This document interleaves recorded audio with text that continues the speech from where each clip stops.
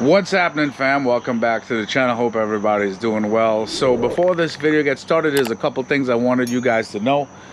Obviously from previous parts, you guys saw that, we did have some issues dialing in the car, and for any type of high horsepower build, that is to be expected. Some things to note. Number one, that day while we were troubleshooting, there's a lot of info that I left out at the end of the video, and that was because it was just a really stressful day. Pretty much, we had problems the prior week with the car, with the voltage drop and the fuel issue, and it was at the point where, waiting a week to see if the car was going to be okay. I was having bad dreams and my car kept breaking on the dyno. It's just to be expected. Felt like a nervous kid at the first day of school. And then that day, the week after for this video, Junior's train broke down somewhere. So he showed up late, and there was at least 6 cars to tune. So they told me that obviously mine was going to be last, just in case we run into any issues, which is understandable. And by the time it was my car's turn, the shop was like 90 something degrees. It was just baking hot. You're going to see there was a pull where there was a couple pulls where he was holding the freaking fan over my intake. That's just because the car was literally heat soaked. So also, another thing to note, that the turbine housing on my car right now is the 1.01. I'm supposed to have the 1.21 due to the fact that these Garrett wheels are super efficient. So just because the housing would be bigger doesn't mean that the turbo would get lazy. You know what I'm saying? So the housing I have, it's good, but it wasn't the right one because ETS didn't have it at the time. So on a heat soak, the car made 721 at the wheels at 34 pounds of boost. My boost cuts off around 38 to 39 pounds.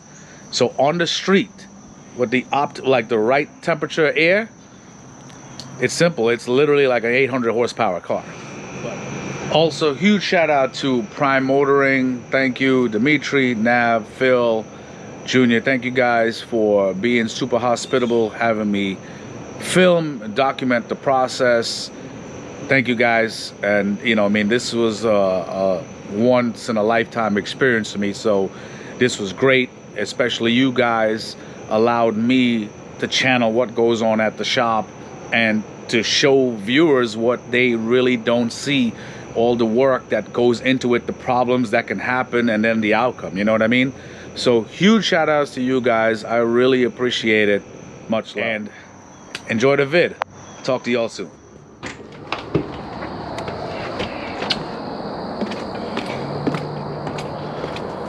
Good morning. All right, guys, so a week later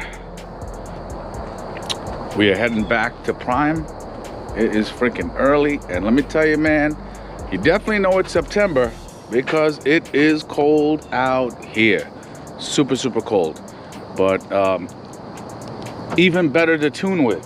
So let's keep our fingers crossed. Let's hope that all these bugs are worked out from the last video. As I told you, we had a voltage issue, and then we end up having a fueling issue.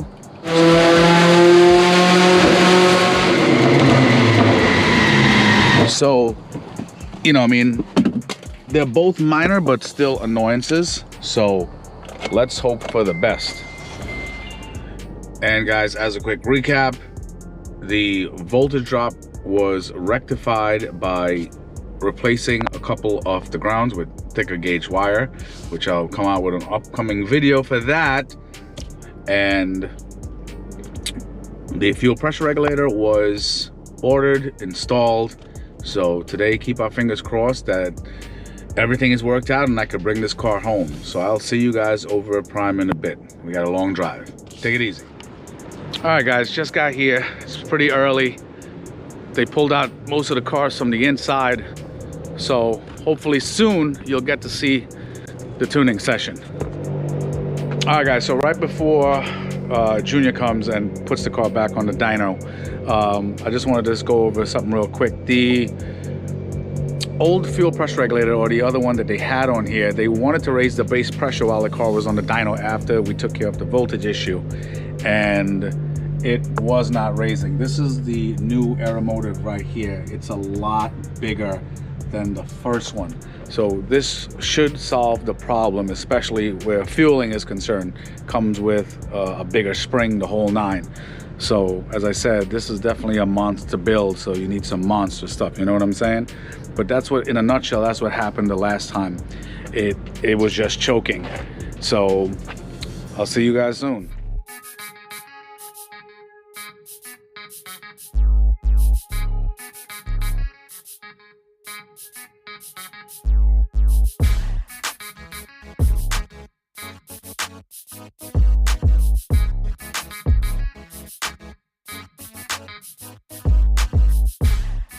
Alright, so we're about to start the dyno. They already aligned the car and we're about to get the show on the road.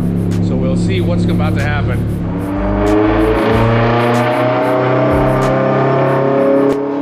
Alright fam, just as before, I'm going to let this test pull play out. Then I'm going to cut the rest of the pulls from the middle towards the end. Alright?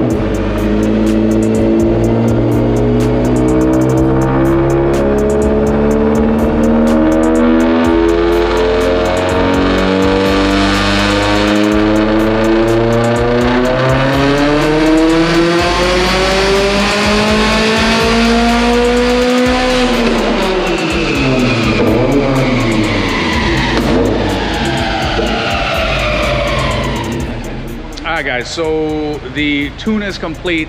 Car is actually running really super healthy, guys. It is a freaking, it turned out to be a really hot day, so it actually affected us really bad on the dyno, but we still came out to the goal that I wanted. So right now we end up making a 721 at the wheels at 34 pounds. It'll definitely be more on the street once I started moving. The problem was the airflow, as from the past clip that you guys saw, that D was actually holding the freaking fan on top of the where the intake was. So now in a future video you're gonna see something else, but I'm gonna just leave it at that. It's gonna be totally educational. But anyway, I have my boy AJ's car over here. He's about to get dyno too. So I'm gonna just, for viewing pleasure, I'll just show you a couple clips of that real quick.